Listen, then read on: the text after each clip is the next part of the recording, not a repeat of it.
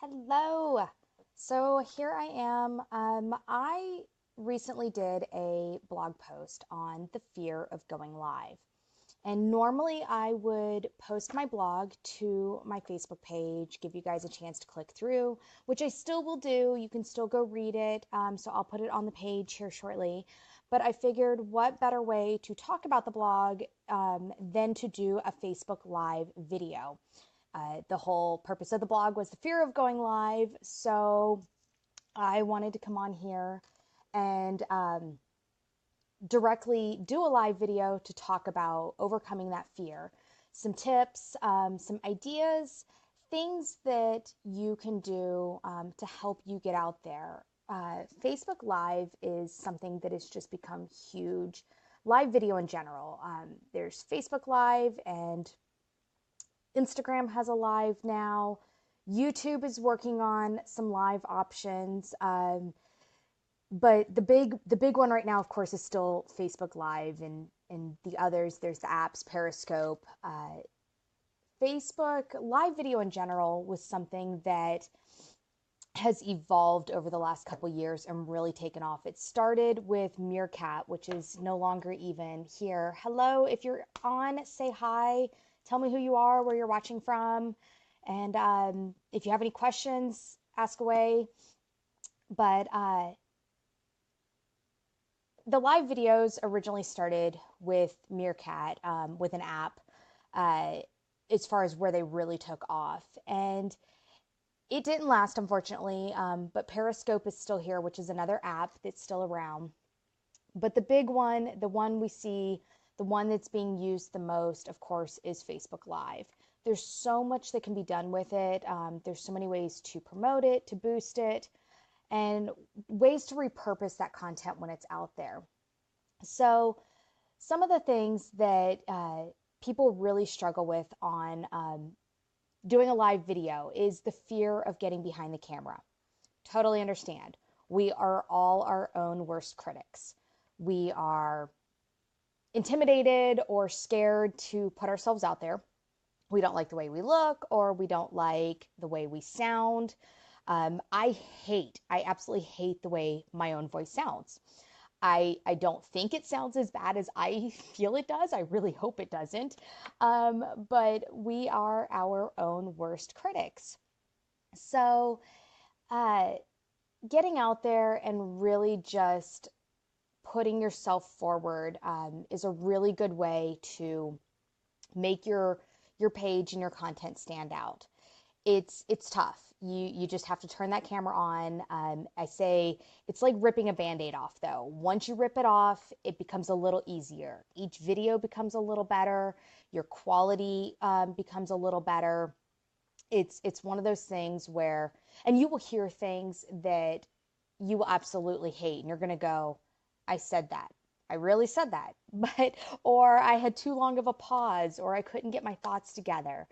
Um, is something I know. I watch my videos back, and I know that I say probably way too much. It's a filler, and it's something that I'm trying to consciously work on and we'll see where it gets. I definitely think it's getting better.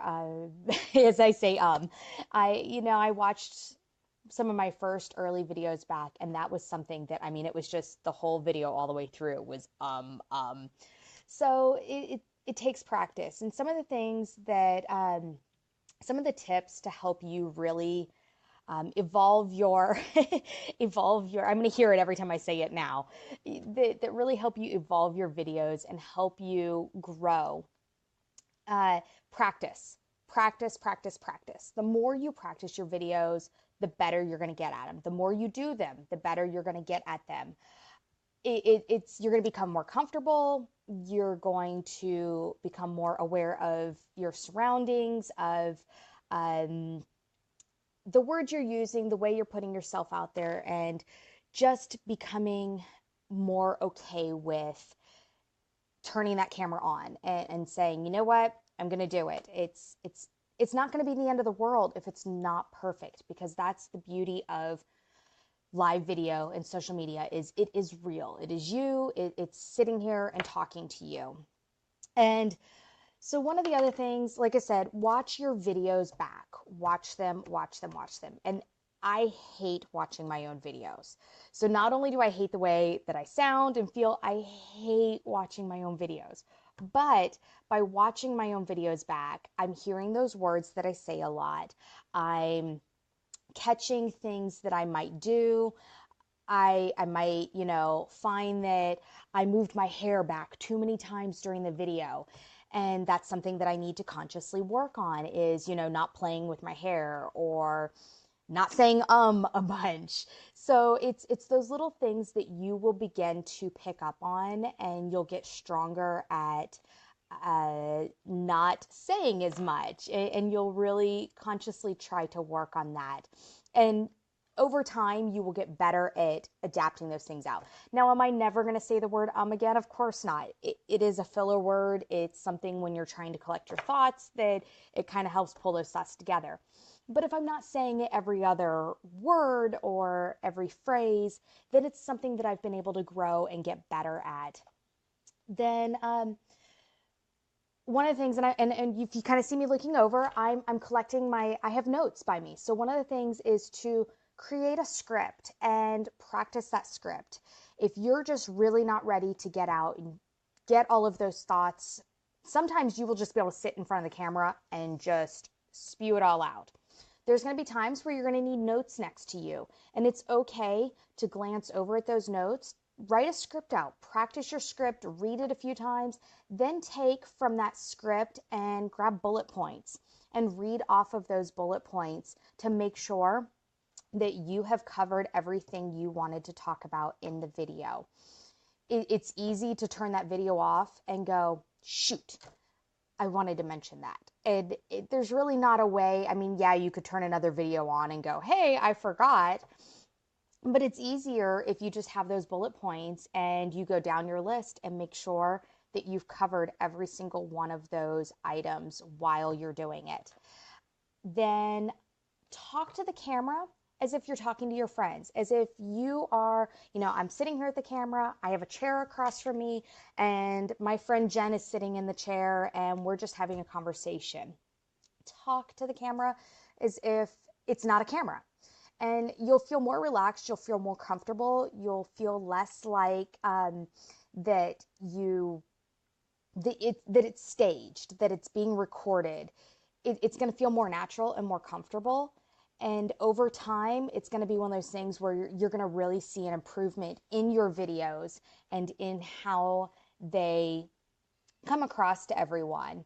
Then interact with your audience. Are you always going to have an audience? Nope. You hope you will. But there are going to be times right now I don't have anybody watching, and that's okay because the replay will be available on my page later. And people will be able to go back and watch these tips there. But if you have an audience, interact with your audience. If you see somebody hop on, ask them to tell you, say hi. Sometimes people will come on and not want to say anything. Make sure, tell them, say hi, tell me where you're watching from.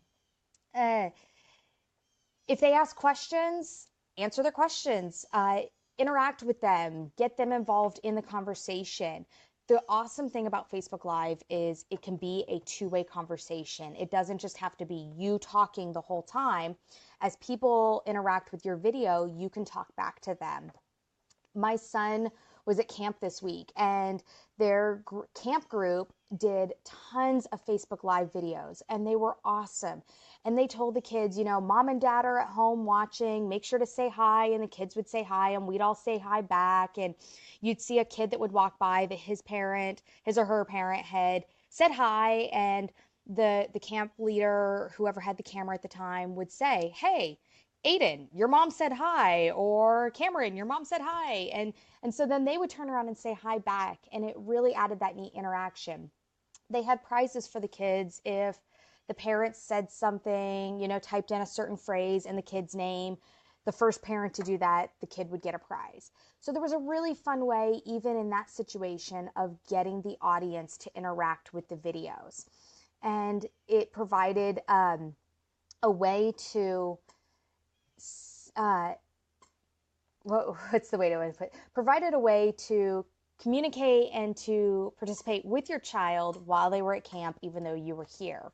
And that was really neat, especially when, for me, it was the first time my son had gone off to camp. And of course, I'm nervous mom. And so it gave me that opportunity to see him and be a part of his experience without having to be a helicopter parent and be there and letting him go off to camp for the first time. The other thing is if you're still just absolutely unsure about doing a Facebook Live video, create one of the things I did and I would practice for a while is I created a group on Facebook. You can go live in groups. There is nobody else in that group but me and my husband. And the only reason why there's him in there is because you have to add one other person to the group when creating the group. It won't let you create a group of one.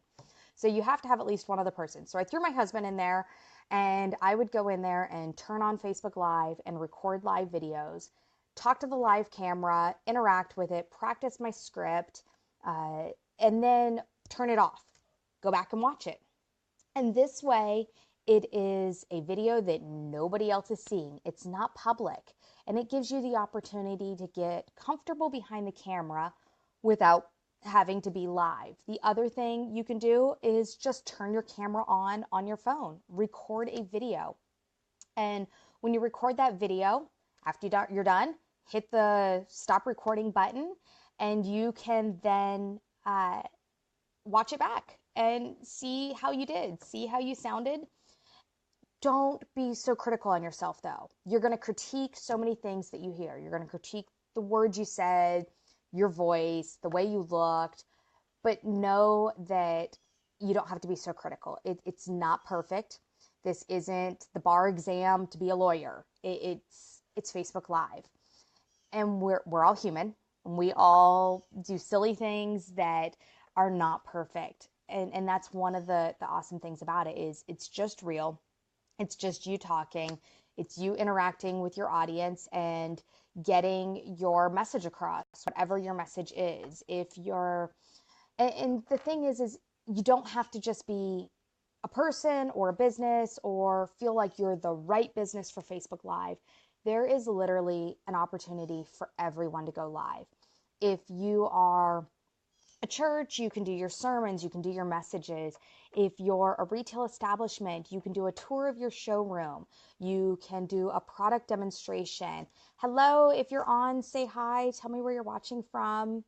But you can do a product demonstration. You can do a